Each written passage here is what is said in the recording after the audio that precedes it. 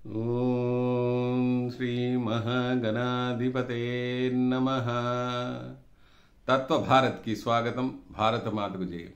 సహోదరులారా, గోదావరి తీరంలో చక్కటి పచ్చని పంట పొలాలతో చిన్న చిన్న పిల్ల కాలువలతో ఒక అందమైన గ్రామం బంగారులంక అని ఉంది.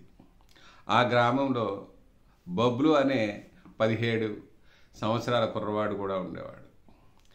ఈ అబ్బాయి ఎప్పుడూ కూడా అల్లరి చిల్లరగా తిరుగుతూ ఉండేవాడు.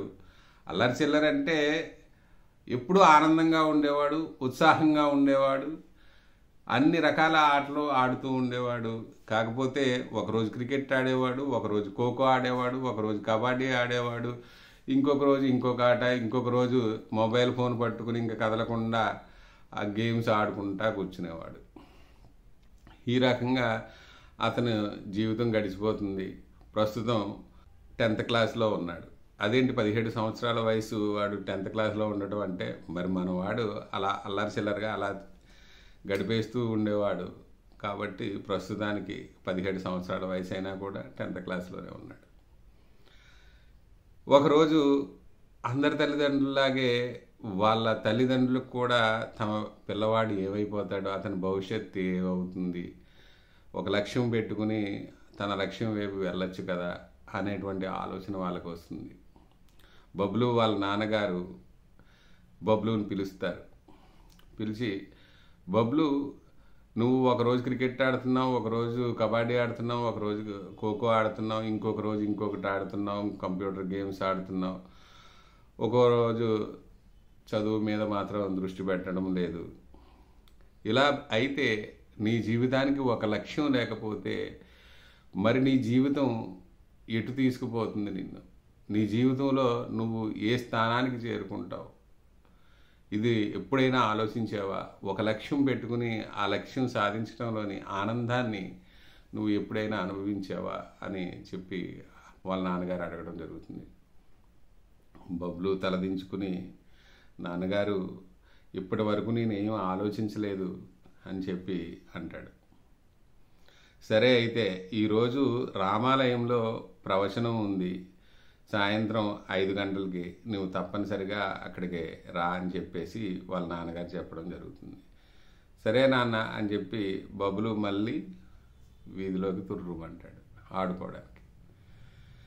సరే, సాయంత్రం అవుతుంది, రామాలయానికి వెళ్తారు. అక్కడ పంతులు గారు పూజా కార్యక్రమాలు అన్నీ అయిపోయిన తర్వాత అందరూ కూడా ఆలయ ఆవరణలో కూర్చుంటారు. సాయంత్రం 6:30 అవుతుంది. బబ్లు వాళ్ళ నాన్నగారు కథ చెప్పడం ప్రారంభిస్తారు. రామరావణ యుద్ధం ముగిసింది. వానరులు, విభీషణుడితో పాటు కూడినటువంటి రాక్షసులు అందరూ కూడా పుష్పక విమానం ఎక్కి రాముల వారి అయోధ్యను చేరుకున్నారు. అంగరంగ వైభవంగా రాముల వారి పట్టాభిషేకం జరిగింది. వచ్చినటువంటి అతిథులు, వానరులు, రాక్షసులు అందరికీ కూడా సకల సదుపాయాలు కల్పించడం జరిగింది. వాళ్ళు అక్కడ ఉన్నటువంటి వానరులు ఫలపుష్పాలకు, తర్వాత ఆ ఉద్యానవనాలు, ఆ నగర సౌందర్యానికి అందరూ కూడా ఆకర్షితులై అక్కడ ఉండిపోవడం జరిగింది. 2 రోజులైంది, 3 రోజులైంది. ఎవ్వరూ కూడా వాళ్ళ ఇళ్ళకి వెళ్తామన్న మాట లేకుండా అక్కడే ఉండిపోతున్నారు. రాములు వారు లక్ష్మణస్వామిని పిలిచారు. లక్ష్మణ, వానరులు, రాక్షసులు వాళ్ళ ఊర్లకి వెళ్ళిపోకుండా ఇక్కడ ఉన్నటువంటి సదుపాయాలకి, సౌలభ్యాలకి, సౌకర్యాలకి కూడా వాళ్ళు ఆకర్షితులైపోయి ఇక్కడే ఉండిపోతున్నారు. ఎవరి ఇళ్ళకి వాళ్ళు వెళ్ళాలి కదా. మరి అక్కడ ఉన్నటువంటి వాళ్ళ భార్య పిల్లలు అందరూ కూడా వాళ్ళ కోసం ఎదురు చూస్తూ ఉంటారు కదా. వీళ్ళని ఎలాగైనా వాళ్ళ దేశానికి, వాళ్ళ ప్రాంతానికి పంపించేటువంటి ప్రయత్నం మనం చేయాల్సి ఉంటుంది. రేపే సభను ఏర్పాటు చేసి వీళ్ళందరినీ కూడా పిలువు అని చెప్పేసి చెప్పడం జరుగుతుంది. వానరులు, రాక్షసులు అందరితోటి లక్ష్మణస్వామి ఒక సభను ఏర్పాటు చేస్తాడు. ఎవరెవరు యుద్ధంలో రాముల వారికి ఏ విధంగా సహాయం చేశారు చెబుతూ ప్రతి ఒక్కళ్ళకి వాళ్ళకి పనికి తగ్గట్టుగా తగినటువంటి బహుమతులు అందిస్తూ ఉన్నారు. అందరి వంతు అయిపోతుంది. హనుమ మాత్రం ఏమీ పట్టనట్టు ఒక మూల కూర్చుని ఉన్నాడు. రాములు వారినే చూస్తూ ఉన్నాడు. సీతాదేవి హనుమను పిలవండి అని చెప్పి రాముల వారికి అంటుంది. రాముడు నవ్వుతూ ఉన్నాడు. కానీ రాముల వారు మిగిలిన వాళ్ళ అందరికీ బహుమతులు ఇస్తున్నారు, కానీ హనుమంతులు పిలవటం లేదు. ఇక ఉండబట్టలేక వాడు నా కొడుకు లాంటి వాడు అని చెప్పి హనుమ అని సీతా అమ్మవారే పిలుస్తారు.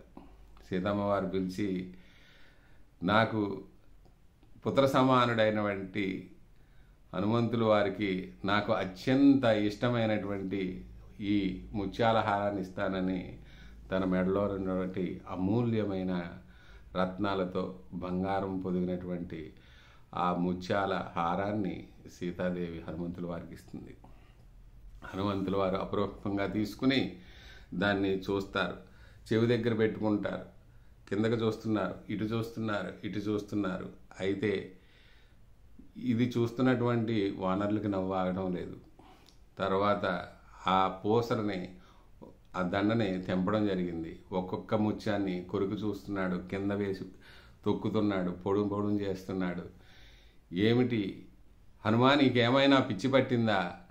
నువ్వు నిజంగా కోతివే కదా అని అమ్మవారు అన్నది.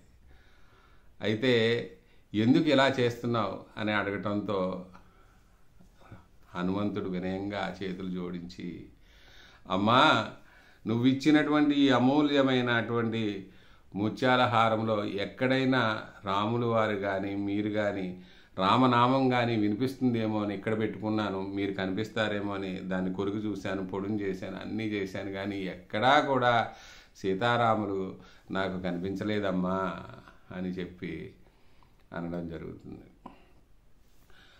అప్పుడు వానరులు అంటారు, హనుమా, నువ్వు అంత గొప్పవాడువా? ఎక్కడైనా ముత్యాల హారంలో సీతారాములు కనిపిస్తారటయ్యా అని చెప్పి, రామనామం వినిపిస్తుందా అని చెప్పి ఎగతాళిగా మాట్లాడటం జరుగుతుంది. ఎందుకు కనిపించరు? నా అణువులో కణంలో రాముడే ఉన్నాడు, సీతారాములే నిలవై ఉన్నారు అని చెప్తారు. అవునా, నువ్వు అంత గొప్పవాడు అంటే ఒక్కసారిగా హనుమ తన ఛాతీని చీల్చి చూపడం జరుగుతుంది. అక్కడ పట్టాభిషేక సమయంలో ఉన్నటువంటి సీతారాముల రూపం, సుందర రూపం అక్కడ కనిపిస్తూ ఉంటుంది. అందరూ ఆశ్చర్యపోతారు. రాములు వారు వచ్చి హనుమంతుడిని ఆలింగనం చేసుకుని, హనుమ, నువ్వు చిరంజీవివై వర్ధిల్లాలి అని చెప్పి హనుమంతుల వారికి వరం ఇస్తాడు. ఈ కథ పట్టాభిషేక సమయంలో ఉంది. ఈ కథ చెప్పి ముగించి బబ్లు వాళ్ళ నాన్నగారు అందరూ కూడా ఇంటికి వస్తారు. ఇంటికి వచ్చిన తర్వాత బబ్లుని అడుగుతారు, బబ్లు, నువ్వు కథ విన్నావు కదా, నీకు ఏమి అర్థమయ్యింది అని. విన్నాను నాన్న.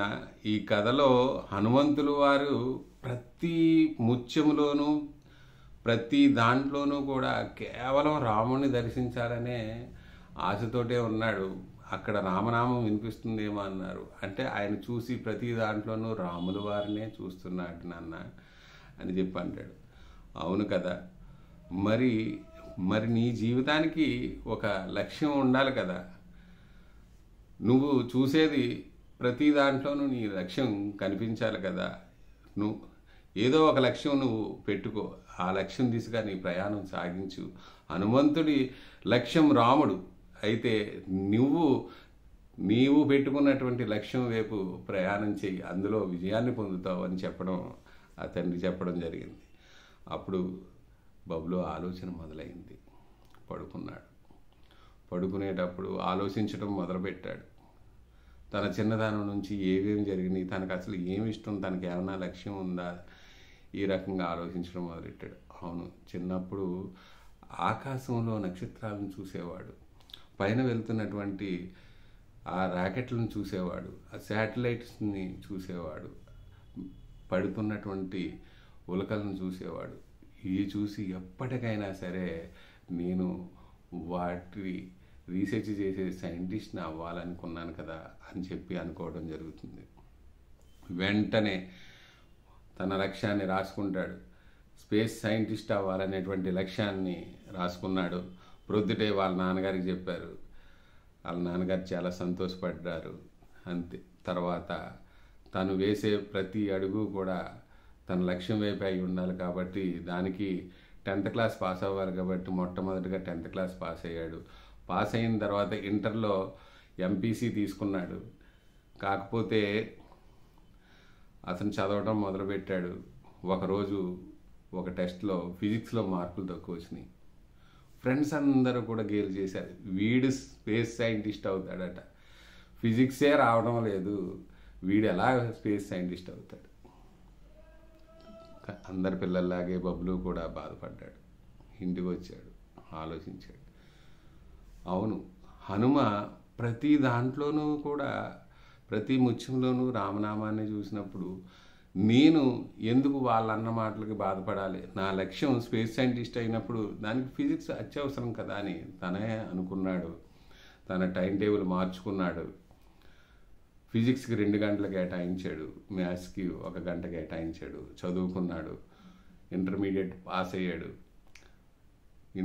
తను స్పేస్ సైంటిస్ట్ అవ్వడానికి IASCR ఎగ్జామ్ పాస్ అవ్వాలని, అందులో సీటు వస్తే స్పేస్ సైంటిస్ట్ అవ్వడానికి చదువుకోవడానికి మార్గం సుగమం అవుతుందని ఆ టెస్ట్కి ప్రిపేర్ అవ్వటం మొదలుపెట్టాడు.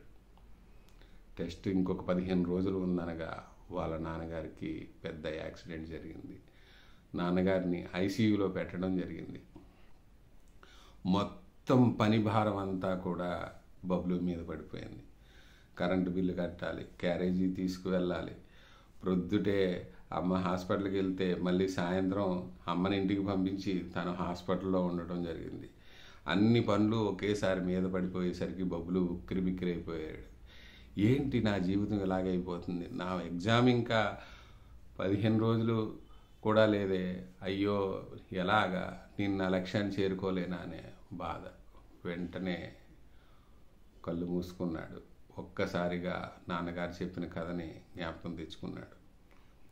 మనం చూసే ప్రతి దాంట్లోనూ లక్ష్యం ఉండాలనుకున్నాడు. వెంటనే బబ్లు, నేను రోజు సాయంత్రం హాస్పిటల్లో ఉంటున్నాను కదా, అక్కడ ICUలో నాన్నగారు ఉన్నప్పుడు నేను చేయడానికి పని ఏం లేదు, పక్కనే కదా కూర్చుంటున్నాను అని చెప్పి తన పుస్తకాలను అక్కడికి తీసుకెళ్ళడం జరిగింది.